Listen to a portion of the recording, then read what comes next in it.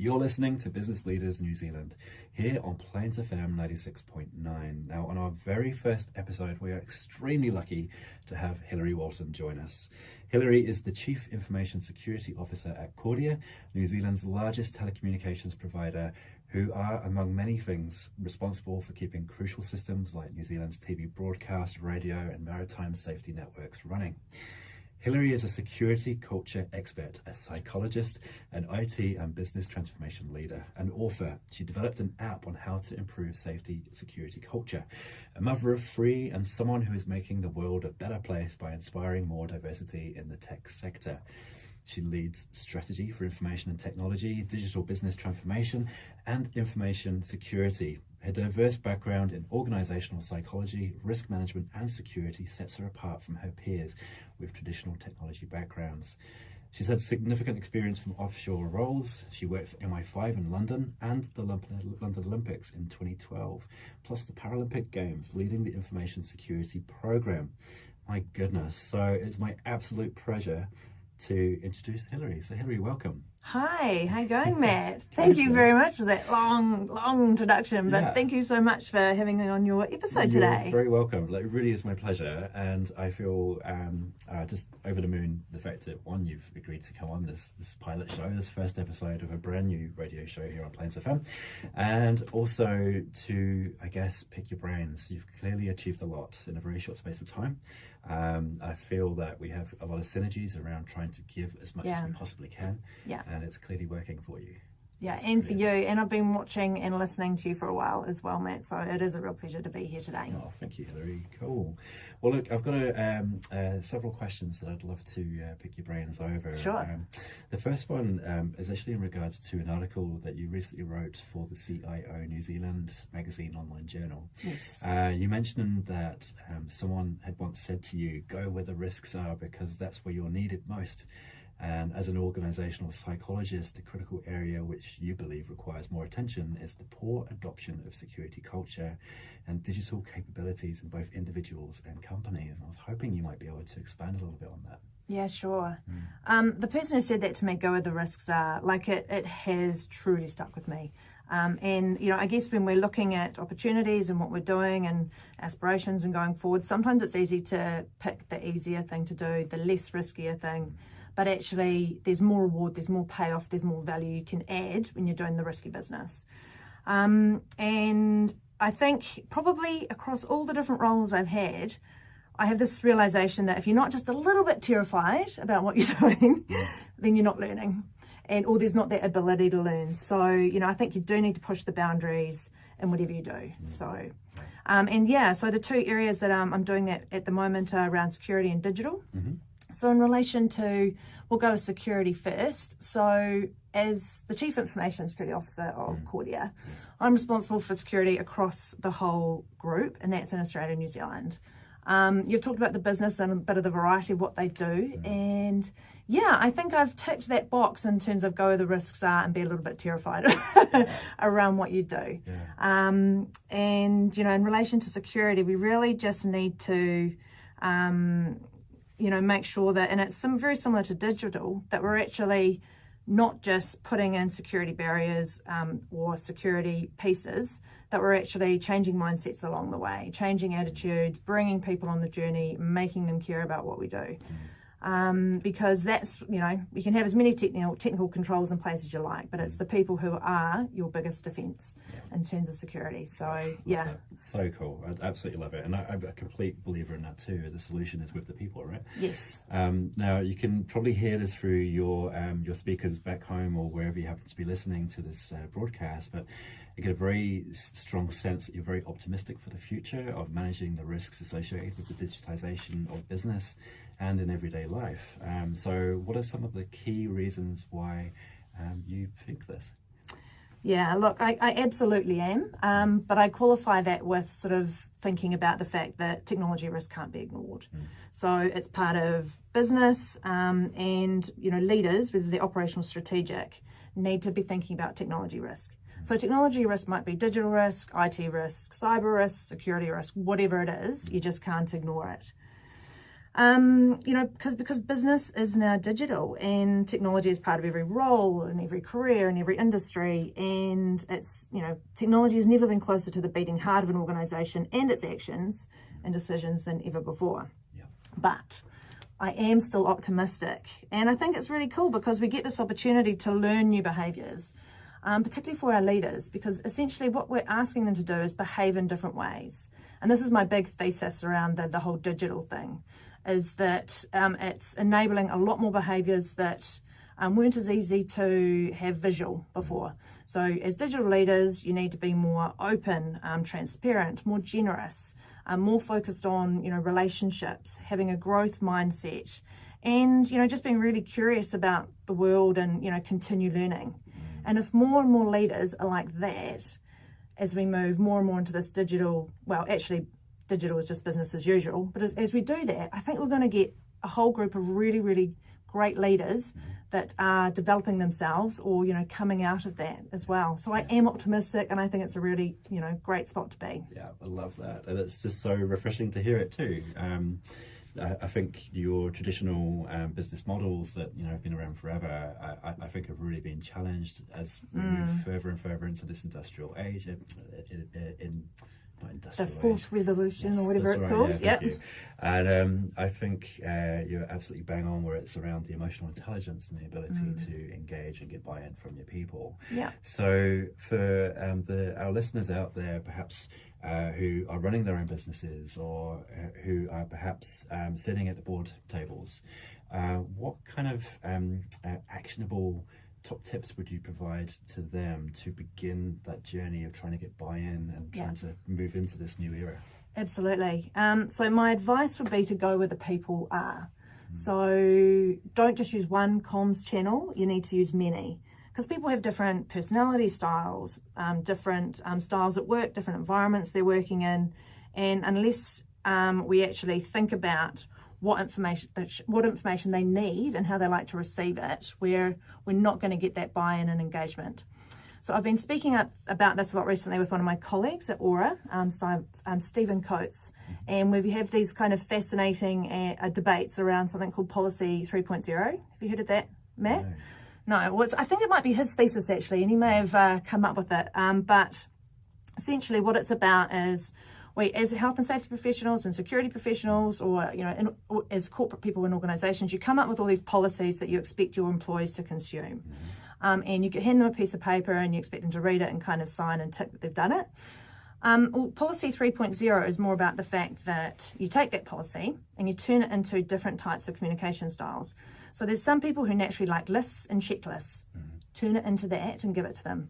There's some people who really like memes and they learn that way. So turn your policies into memes if you can. Yeah, or some people who like images, or some people who like, sit downs and face-to-face. Like basically turn the information into tailored material for your audience. And look, I think we're actually seeing this on the social media kind of platforms as well. We know that information is more engaging in terms of content, gets more airtime, if you like, if we tailor it for the location or platform, even as simple as saying, hey, Facebook, I think this is really important to you. Hey, LinkedIn, you should check this out. It's that kind of personalized tailoring, which is really going to get the messages through to people so that they want to listen to your message and are engaged. So awesome. I love that. And like you, I'm incredibly excited about the technology and the different ways in which we can get messages across now. Totally. Yes. Yeah. We've never had so many options to actually, give people the information they need and give them platforms also to communicate back with us and have conversations. Because it's in the conversations that all that mindset starts to change. I totally believe that. What an awesome way to wrap up the first section of this show. Thank you so much, Hilary. So if you've just joined us, you're listening to Plains FM's newest show. This is Business Leaders New Zealand. I'm Matt Jones, your host, and I'm joined today with Hilary Walton. Now, I just wanted to change things up just a little bit and focus in on more around diversity and inclusion. For me, when I think about information technology and digital transformation, I often think of people like Mark Zuckerberg, Bill Gates, Steve Jobs, Jeff Bezos. And I did a quick Google search before the show to see what types of images came up. And the first few images that were on the page were lots of white male faces. And I just wanted to see what your experience has been from a leading figures position within the information security space. Is it much like that as well? Unfortunately, that has been my experience. I am usually the only female sitting around the room in a lot of the meetings that I've been in over the past few years. And when I was getting into technology roles and security, like, your question has really made me think. Like, I can't actually recall one female that I was like trying to aspire to be or looked up to. Gosh, which is really sad. But since getting into technology, I have met some really amazing senior females in technology, and I've completely, been really inspired by them. So, people like Vanessa Sorensen, Elizabeth Kirby, Christine DeMar, and Tina Wakefield. Like, there's definitely senior women, or some senior women in those roles. But yeah, otherwise, I guess I had to kind of look more widely and kind of think, and so the characters like Sheryl Sandberg, the Chief Operating Officer of Facebook, kind of, her book was something that kind of popped up at the right time for me, and so I read that. I had to kind of look for those more global people in those kind of operating roles. Yes. And it's that is a shame, but if I think about it, there have been lots of really supportive men who, I've worked with, and I think certainly while there has been a lack of female role models, I've certainly had like male mentors, sponsors, all of that as well, which has been absolutely fantastic. And I think that's really important because women sometimes tend to have this confidence gap, and it's actually really complicated to explain. It's I guess it tends to be as a result of our outsider status. So when we go into tech or security industry, we tend to feel on the outside rather than having to make our way in, whereas I think males tend to feel like they belong straight from the start. And you'll see men speak up more confidently in those kind of more masculine competitive environments, compared to women who tend to perhaps not be so confident, or they sort of learn over time that sometimes this confident speaking is not necessarily a signal for the fact that the men know more. But in the meantime, it's lowering your confidence in the short term. Yeah, no, I get that. Now, I know you're all about giving back as well. So on the 8th of March, it was International Women's Day. This year, it was Each for Equal, which I love. Yeah. Now, you did a shout out on this on your recent YouTube video blog. If you haven't come across Hilary's YouTube videos, definitely check them out. Hilary Walton on LinkedIn. You'll find all the videos there, and also on YouTube itself. You've got a dedicated YouTube page. That's right. Fantastic. What's the handle on that? How would people find that on YouTube? So actually, if you just Google Hilary Walton digital culture ideas, it'll totally come up. Yeah. Fantastic. So I really strongly encourage people to check that out. So you've mentioned it on your YouTube videos. You've also volunteered your time in the past to help address some of these imbalances, including the Shadow IT Day. So tell us a bit more about that. Yeah, I feel as a senior woman in technology and in security, there is like this, the right thing to do is to speak about diversity and inclusion issues in those industries to try and encourage more people into them. And look, I think we are getting more girls into the tech industry. It feels like we are, particularly as I do participate in some of those events. I think New Zealand is painting a good picture of, what an exciting and growing industry it is. So I think we're getting more, inspiring more girls into tech. I'm just not sure we're keeping them there. And I think that's kind of the problem.